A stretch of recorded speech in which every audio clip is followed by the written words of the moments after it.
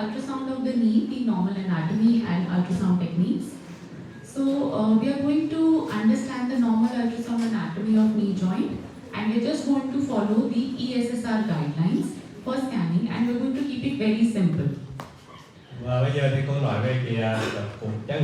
Đầu tiên thì cô giới thiệu về cái giải phẫu những cái đó rồi các bạn. So the knee joint is commonly afflicted because of sports or other trauma. There are many non-traumatic conditions like osteoarthritis, rheumatological conditions and infections. There can be soft tissue lesions around the knee joint. And apart from seeing all these, what you can do in the knee joint is do interventions. Và về cặp gối thì là có rất là nhiều thì bệnh lý có thể là do chấn thương hoặc là không do chấn thương do các cái bệnh lý của phần mềm. Từ khi chúng ta làm siêu âm để chúng ta hướng dẫn can thiệp nữa. So when do you use ultrasound and why do you use ultrasound? Because you can interact with the patient and you can take history yourself. Ultrasound is very easily amenable to physical examination, and knee is very amenable to physical examination, and ultrasound will be a complementary test to confirm these findings. You can do dynamic evaluation, and when there are soft tissue lesions, you can differentiate the solid from cystic areas, the vascular from non-vascular lesions, and look for any complications, for example, rupture of the Baker's cyst, etc. Và tại sao lại làm siêu âm xương khớp, siêu âm khớp gối? Thì đầu tiên là siêu âm thì chúng ta có thể tương tác với bệnh nhân, chúng ta có thể hỏi được bệnh sử. Rồi đây là một cái biện pháp để hỗ trợ cho việc khám lâm sàng. Chúng ta vừa làm siêu âm, chúng ta vừa khám đánh giá cái lâm sàng. Rồi chúng ta có thể đánh giá được đồng học, rồi khám các cái dịch khác thì siêu âm chúng ta đánh giá được đồng học. Rồi đối với các cái tổn thương môn mềm chúng ta có thể trên siêu âm chúng ta phân biệt được đâu là tổn thương đặc, đâu là tổn thương nang hoặc là tổn thương mạch máu hoặc là không phải mạch máu, và chúng ta có thể đánh giá được các cái biến chứng ví dụ như có vỡ của cái nang Baker. And of course for guiding interventions. Và tất nhiên là hướng dẫn can thiệp. So the probe that we normally use is a linear probe which can go from 5 to 14 or up to 16 megahertz also. We rarely ever use the hockey stick probe or the convex probe. We usually use the linear probe. Và thường chúng ta sẽ dùng cái đầu dò linear thì tần số có thể từ 7,5 đến 15, 20 tùy vào các cái nhu cầu. So the structures that we will be evaluating will be divided into the anterior, medial, lateral and posterior part of the joint. So these structures in yellow are only partly evaluated on ultrasound. You cannot see entirely the articular cartilage. You cannot entirely see the medial or lateral meniscus, and of course the cruciate ligaments, because these are intra-articular structures. For this, ultrasound is not the modality of choice. Và khi siêu âm khớp gối thì chúng ta cũng đánh giá được các cái mặt ở phía trước, phía sau, phía ngoài, phía trong. Tất nhiên là chúng ta sẽ đánh giá các cái cấu trúc nông, còn các cái cấu trúc sâu như là sụn khớp, rồi sụn chêm, rồi các cái phần của dây chằng thì chúng ta sẽ đánh giá một phần thôi. Vì đấy là những cấu trúc nó nằm sâu, chúng ta cũng đánh giá hết. Thì đối với các cái cấu trúc ngồi khớp như thế thì siêu âm không phải là cái lựa chọn tối ưu. So before starting, we should all know our normal surface anatomy in the form of bone and soft tissue anatomy. So from the anterior side, you can feel and you can see patella. Just above this, you will see the quadriceps tendon. Just below this will be the patellar tendon, which inserts onto this cubital tuberosity. Then medially is the big muscle bulk of the vastus medialis, and laterally you have the vastus lateralis. On the lateral side, this would be the attachment of the iliotibial tract. Thì đầu tiên là chúng ta sẽ xác định các cái cấu trúc bên mặt. Chúng ta đây là mặt trước của khớp gối, chúng ta thấy đây là xương bánh chè, trên đây là cái cơ từ đầu đùi, đây là dây chằng từ đầu đùi, ở trong là cơ đồng, đây là ngoài cơ từ trong. And posteriorly, you have above the popliteal fossa, you have the semitendinosus and the semimembranosus on the medial side. And since this is medial, this will be the medial head of gastrocnemius. On the lateral side, you will have the lateral head of gastrocnemius muscle. Còn mặt sau chúng ta thấy đây là cơ bảng màng, cơ bảng gân, đây là cơ vùng chân, chúng ta có cái vùng ngoài, vùng trong, vùng ngoài. So when you start from the anterior side of the knee, the patient is lying supine on the examination table and you want to flex the knee slightly up to 30 degrees. How you do that is you can put a rolled towel or pillow underneath the knee joint. Và để siêu âm cầm gối thì phải cho bệnh nhân nằm và cái gối nó gấp nhà khoảng 30 độ. Để làm để được như thế thì chúng ta đặt dưới cái gối một cái gối thì một cái túi để chết. Okay. So this is patella. So when you are starting in the suprapatellar region, this is what you will be seeing. So we see the quadriceps tendon, which has a very typical tri-layered appearance. Okay, as I said, all tendons do not look the same. So you should know the normal appearance of the tendons. Đây là các dọc cái gân cơ từ đầu đuôi, các bạn thấy cái gân cơ từ đầu đuôi nó có thêm là các cái sợi dọc như thế này. Thì cô nhận rằng là các cái gân này nó không giống nhau, mỗi gân nó có một cái hình thái khác nhau, thì các bạn phải làm quen với hình thái bình thường của từng cái gân. So this is quadriceps in the long axis attaching onto the patella.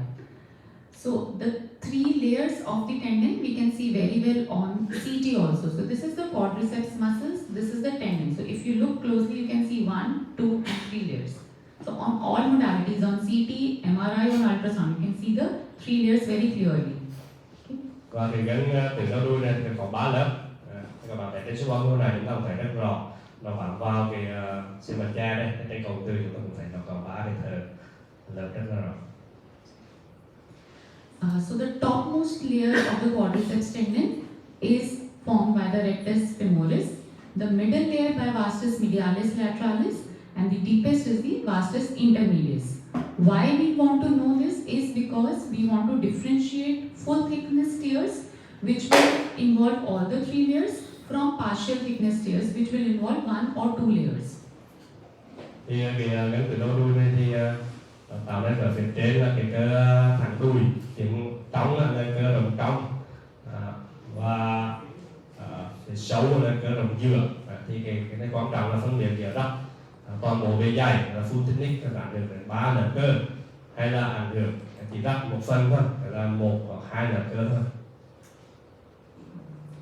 Then as always evaluate every structure in 2 planes. So once you have seen the long axis, see the short axis of the tendon. So this is the quadriceps in the short axis. In the short axis, you will go proximally and you will see the myotendinous junction.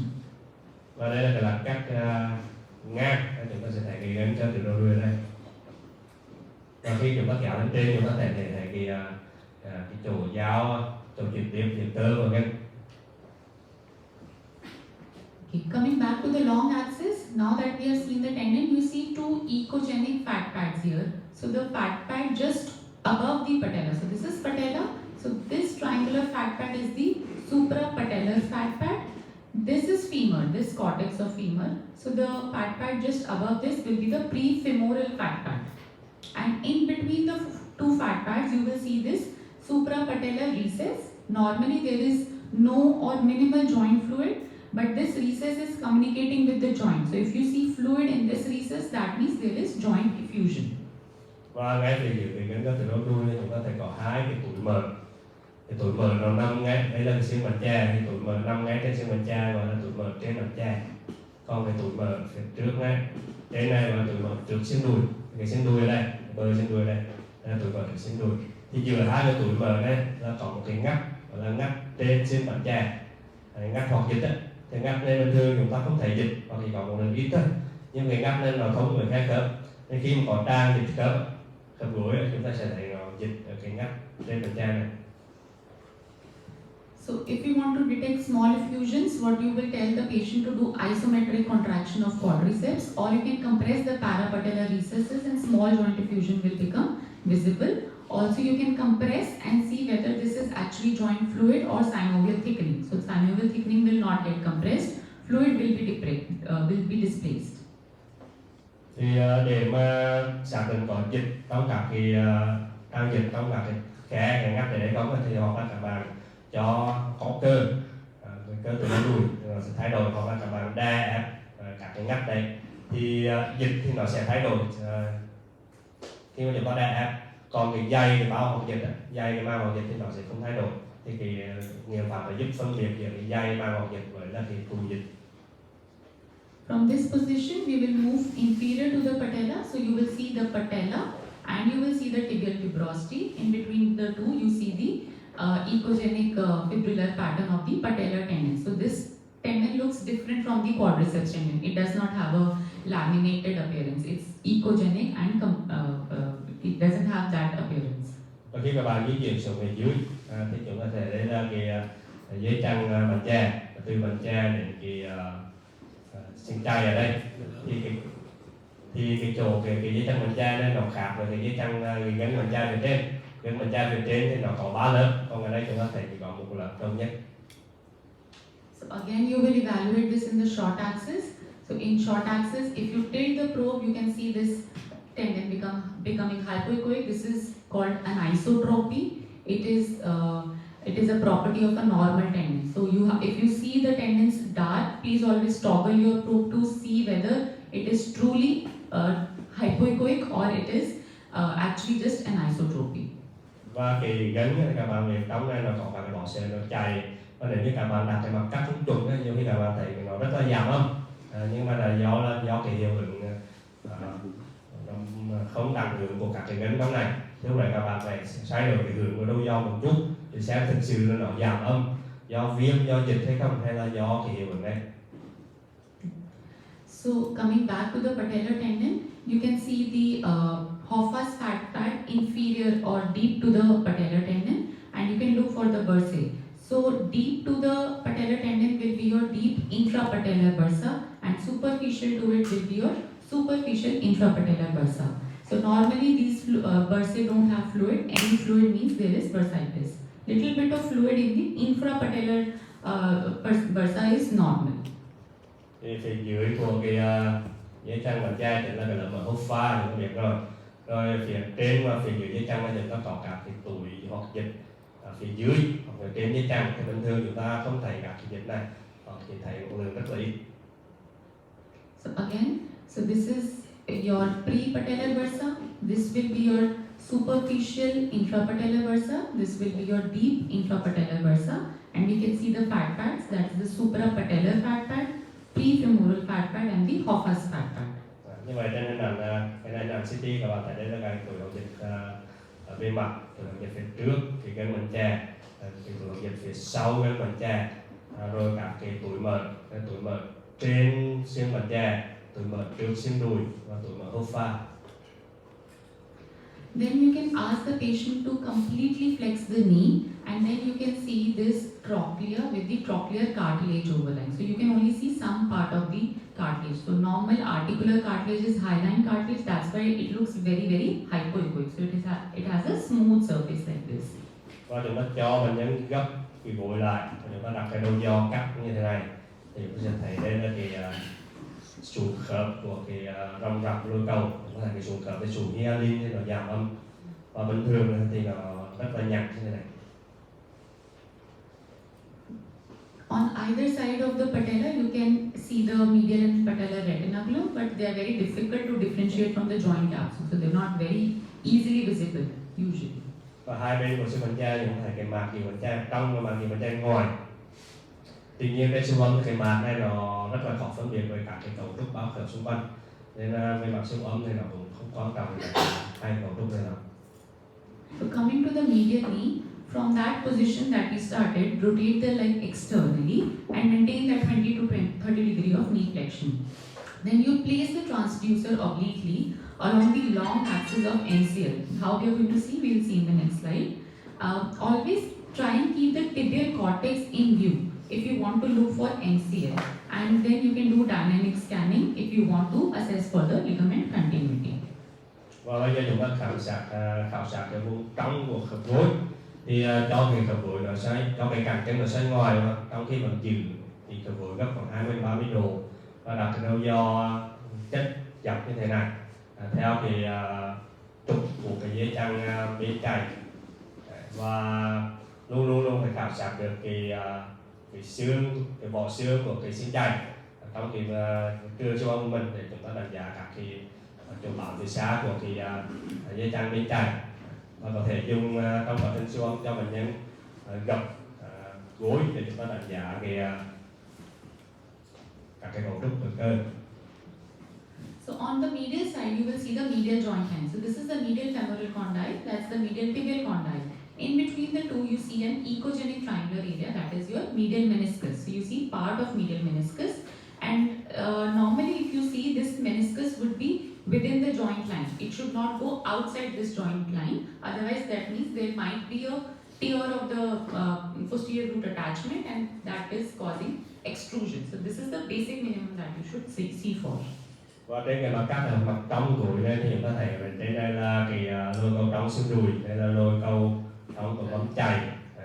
Thì đây chính là cái sụn chân trong, chúng ta thấy một phần của sụn chân trong thôi. Còn nếu các bạn kè được đường từ cái lôi cầu ngoài xương đùi, lôi cầu trong xương đùi đến cái lôi cầu móng chày ấy, thì cái sụn trên này nó không được vượt qua cái đường này, nếu vượt qua ra ngoài này thì chúng ta gọi là lôi sụn trên. Thì thường gặp trong trường hợp nó có rách sụn trên, cái này trên cầu từ ngang qua chúng ta cũng có nói đấy. So just above the medial meniscus, you have this long ligament, the medial collateral ligament, which has an attachment just above the medial femoral condyle, and then it has a very long attachment on the tibia. Okay, so to see this superficial component, you have to keep the cortex of the tibia in view, and you will be able to see it better. Và để có thể cái dây chân bên trống bên trái thì nó bám là từ cái lôi cầu trống của xương đùi và nó kéo dài xuống phía dưới này. Thì để khảo sát toàn bộ dây chân bên trái này thì các cần có cái view toàn bộ là như thế này. Coming further distally, when you follow the MCL distally, then you can see two or three bumps of. So the Bessenserine tendons are very thin tendons, very difficult to see, and their orientation is a little oblique to that of the MCL. So when you reach the distal part of MCL, then you can rotate the transducer, and then you can try to see the tendons in the long axis. Và tiếp theo chúng ta có thể di chuyển khi mà chúng ta khảo sát cái dây chân bên trong bên trái đấy thì chúng ta có thể di chuyển đầu dò hơi xoay đầu dò một chút. Chúng ta có thể thấy cái gân chân ngồng, cái gân chân ngồng nó cấu trúc nó rất là mỏng và rất là khó đánh giá. So this is the view of the distal MCL. Here you see two bumps. Do you see these two bumps here? Đây chúng ta thấy có hai cái phân lồi của cái gân chân ngồng. Các bạn có thấy hai cái phân lồi hơi lồi thế không? So sometimes you see three tendons separately. Sometimes some tendons join, so you can only see two tendons at the distal insertion.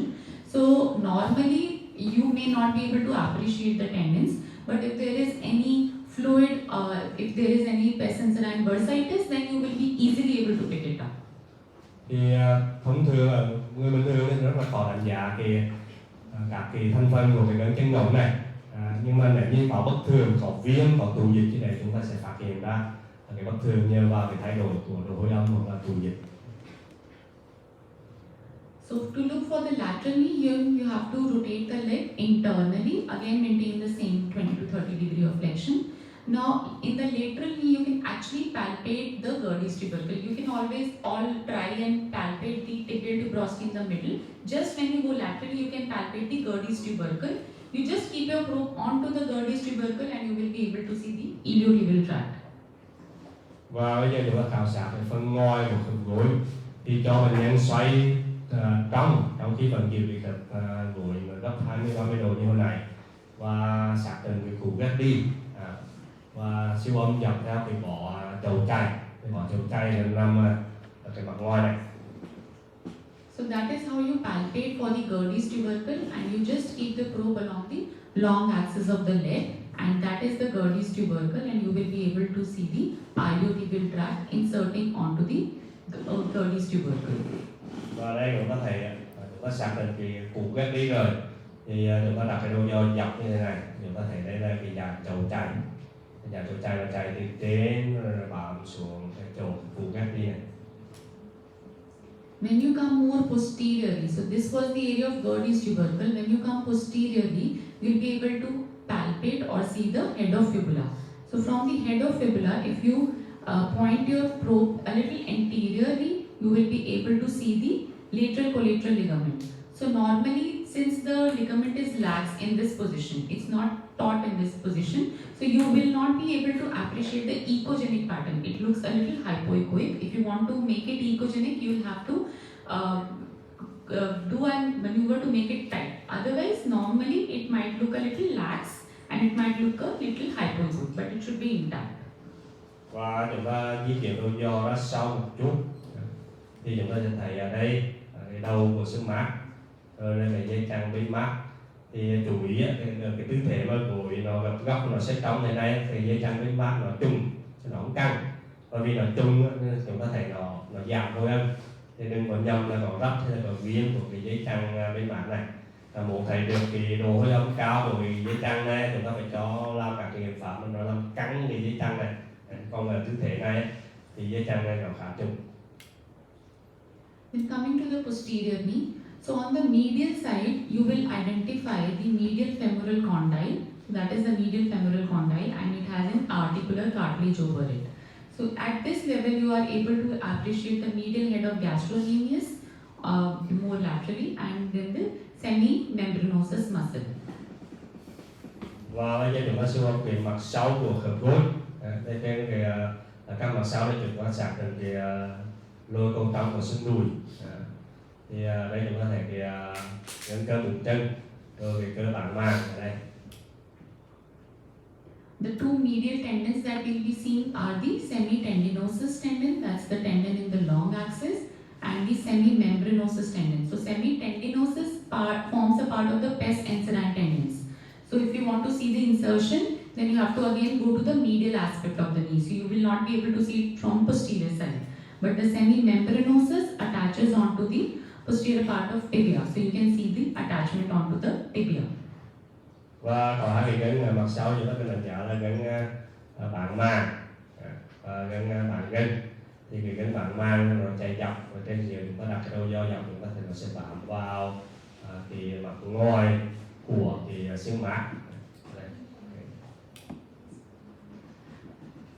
So when you are seeing the medial head of gastrocnemius and semimembranosus, so there is a recess in between the two. So this is called the Baker's recess. So if you see a cyst in this region, you have to see that the neck arises from in between these two tendons. Okay? Và trên cái mặt cắt này các bạn xác định cái bụng trống của gân cơ, cái đầu trống của gân cơ bụng chân và cái cơ bản màng ở đây. Thì giữa cái đầu trống của cơ bụng chân và cái cơ bản màng ấy, chúng ta có cái ngắt Baker. Thì các bạn thấy cái nang hoặc dịch ở đây chúng ta gọi là nang hoặc dịch, nang Baker. So this is how you look for Baker's cyst. Now the medial head of gastrocnemius has an echogenic tendon which is like in a shape of a boomerang. This is also the tendon of semimembranosus. So since they are obliquely oriented, in one view it is very difficult to get both of them echogenic together. Okay, so this is the area where you will be trying to look for the neck of Baker's cyst. Và trên cái lá cắt này chúng ta thấy cái đầu trống gân cơ bụng chân nó có hình cái móc này, cái gân là cái móc. Thì do cô xoay cái đầu giò nên chúng ta thấy cái đầu cái gân nó có của cơ bụng chân nên nó tín hiệu rất cao. Còn cái gân của cơ bản màng nên nó giảm âm. Thì mình nhìn vào thì đi chụp nhưng thực ra là do cái mặt cắt. So whenever you see a cyst in the posterior aspect of the knee, see that there is a neck in between the semimembranosus and the medial head of gastrocnemius. Only then we will call it a Baker's cyst. Otherwise, it can be some other cyst also. Thì chỉ gọi là khi mà các bạn thấy một cái nang ở mặt sau queo này thì chỉ gọi là nang Baker, mà khi mà nó có cái cổ nó nằm trong cái ngắt Baker, cái ngắt thì ở cái đầu trong cái bụng chân với là cái cơ bản màng thì mình gọi là nang Baker. Còn nếu như không có cái cổ trong cái ngắt này thì coi chừng là cấu trúc khác. Also, always put color to see that this is not a pseudoaneurysm, and always check for any effusion in the knee joint. Why? Because if you aspirate the Baker's cyst and there is effusion in the joint, the Baker's cyst will reoccur. Okay, so if there is already effusion, do not aspirate the Baker's cyst. Và luôn luôn phải thả đắp lơ vào để loại trừ cái phân mạch, bây giờ nó phân biệt với phân mạch queo ở đây, rồi xem thì có tràn dịch khớp hay không. Vì nếu như mà có tràn dịch khớp á, các bạn chọc hút cái nang Baker thì khỏi nhẹ như vậy, nó sẽ phân trở lại. Then coming on to the posterolateral corner, we look for biceps femoris. So biceps tendon you can see either from the lateral side or from the posterior side. Both ways are okay. So what you have to see is you have to evaluate the myotendinous junction because that is a common area for sports related injuries. Bây giờ chúng ta khám một cái góc rất là đặc biệt, là góc sau ngoài này, góc hay bị tổn thương, thì chúng ta sẽ đánh giá cái gân nhì đầu. Gân nhì đầu có thể đánh giá từ phía ngoài hoặc phía trong, và luôn luôn đánh giá cái chỗ chuyển tiếp giữa cái gân và cơ, cái chỗ này là hay bị tổn thương liên quan đến chấn thương như thể thao. So again you see the head of fibula. From the head of fibula you can see this tendon inserting onto the head of fibula. How to identify that this is the tendon and not the ligament? One, it will continue up above into the thigh and it will not end at the femur. And secondly, you can see the muscle component. So that's the myotendinous junction. So you can see the muscle component in case of a tendon. Và đây là cái gân của cơ nhì đầu. Thì làm sao để phân biệt những cái gân một cái dây chằng? Thì cái gân thì nó sẽ liên tiếp chạy lên trên về trên đùi, còn dây chằng thì nó sẽ dừng lại ở cái vùng đầu giữa cổ xương đùi. Thứ hai là đây thì có thể cái cơ. Như vậy đây là cái chỗ chuyển tiếp giữa cái cơ và cái gân. On the lateral side, you can see the lateral head of gastrocnemius, and many times you will be seeing the normal fibula, which is the intratendinous ossicle. So do not confuse this for a classic tendinitis. Và thỉnh thoảng các bạn thấy các cái cấu trúc vôi hóa năm nay thì đây là một cái vôi hóa nội khớp. What is it again?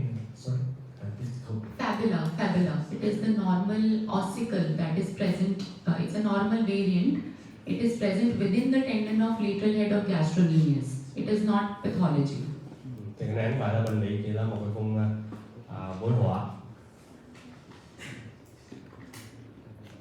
Then you have to try and look for the neurovascular structures. So here you see the honeycomb appearance of the tibial nerve. How you identify it is that it goes close to the popliteal artery. So you see the artery and the nerve. So the honeycomb appearance, as we have seen in the wrist, will be that of the nerve.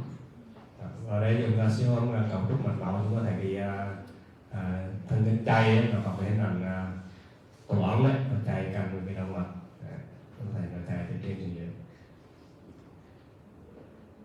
The other nerve that you want to see in the knee joint is the fibular or the common peroneal nerve.